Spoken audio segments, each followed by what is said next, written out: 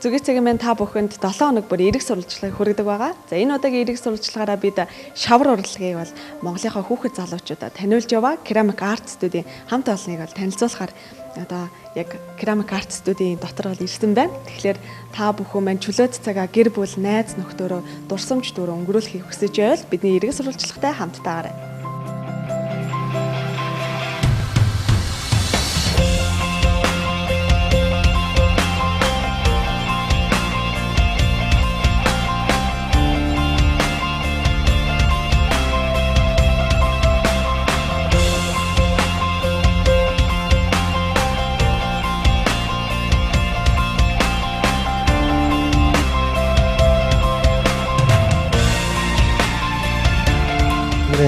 Бий болох гэдэг соёл нэг тэмэрдүүлтэй студиэр дамжуулаад бид нар гэр бүлээрээ цагийг бүр бүтээлчээр өнгөрөх тэр соёлыг бас бий болгох тийм хүсэлтэй.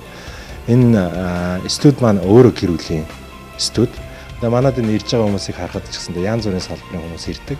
Тэгээ хурж ирээд яг өөрийнхөө гараараа сайхан ч байсан, муухай ч байсан тийм бүтээл хийгээд гарах боломжийг бас бий болгож байгаараа бас айгуу гоё л доо. Ер нь хүүхдийн хөгжилд яаж нөлөөлт юм бэ гэдээ харах юм бол бид нар дэлгэцээс хамааралтай болсон энэ нийгэмд бол дэлгэцнээс салгах тийм одоо үйл ажиллагаа буюу activity бол хэдхэн цөөхөн байдгийг нэг нь манай студ баггүй. Тэгэхээр хүмүүс дэлгэцнээс холдно гэдэг маань өөрөө бие дааж ямар нэгэн харилцаанд орж эхэлж байгаа. Тэгснээрээ хүүхдүүд ч ямар нэгэн өөрөө бие дааж хийж үзэж байгаа, туршиж үзэж байгаа. Фейлд нь буюу зарим удаа бүтлгүүд нь зарим нь айгүй гоё болно те. Яг хүмүүжлийн хувьд тэр утгаар нь харах юм бол хүүхдүүд айгүй гоё нээлттэй, ихтэй болж эхэлдэг өөртөө. Нөгөө талдаа болохоор керамик өөрөө бас нэг талаасаа харах юм бол бас тийм нэг хичээл зүтгэл, төвчөө шаарддаг урлаг. Зүгээр нэг ингээд аваалаад хайчдаг юм биш. Тэр чинь яг техникийн дагуу элдэн, хэмжин, огтлон те тэрийг хатаан тодорхой хэмжээнд хүлээн гэ те. Тэгээ одоо манад ирсэн бас эцэгчүүд хэлдэг байхгүй. Манайх гэртээ бол ингээл тэрүүгээр хараагаал энүүгээр хараагаал те буулгаал байдаг. Энд ирэхлээр яг нэг өөрийнх нь сонирхолтой юм хийж байгаа болохоор айгүй гой төвлөрч сууж байна. Дахин авчирмаар байна. Тэгжээж энэ хүүхдүүд чи яг өөр ингээл гэртээ ингээд өмүүлээд идэг хүүхдүүд хурж ирээд төвлөрөх тэр боломжийг бас олгож өгч байгаа. Би 2 дахь удаага ирж байгаа. Энэ удаа юу хийсэн бэ? Эхний удаа би нэг пингвин аяг хийсэн. Ингээ санаандгүй ингээ хагараад одоо дахиад ирээд ингээ нөөрг нэрээ бичээд ингээ хийчихсэн байгаа. Хэдийгээр хугацаанд бид барыг хийсэн бэ? Ойролцоогоор цаг 30 минут байна. Хүүхдүүдтэй хандаа юу гэж хэлмээр байна?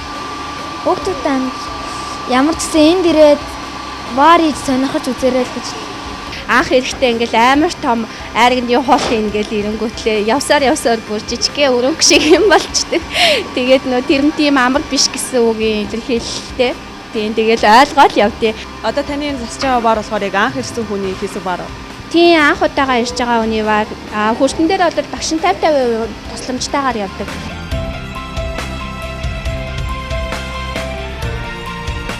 Тэгэхээр үзэгчдээ би та бүхэнд өөрийн гараар нөхөө шавар одоо баарыг болоод хийж үзүүллээ. Ингээд энэ удаагийн эрэг сурвалжлага маань энд хүрээд өндөрлөж байна. Та бүхэнд керамик арт студио буюу за шавар урлагаар одоо ямар одоо бэлэг дурсгалын болон ахуйн бүтээлүүдийг хийдэг газрыг бол танилцууллаа. Тэгээд дараагийн дугаараараа эрг уулзлаа. Түр баяртай.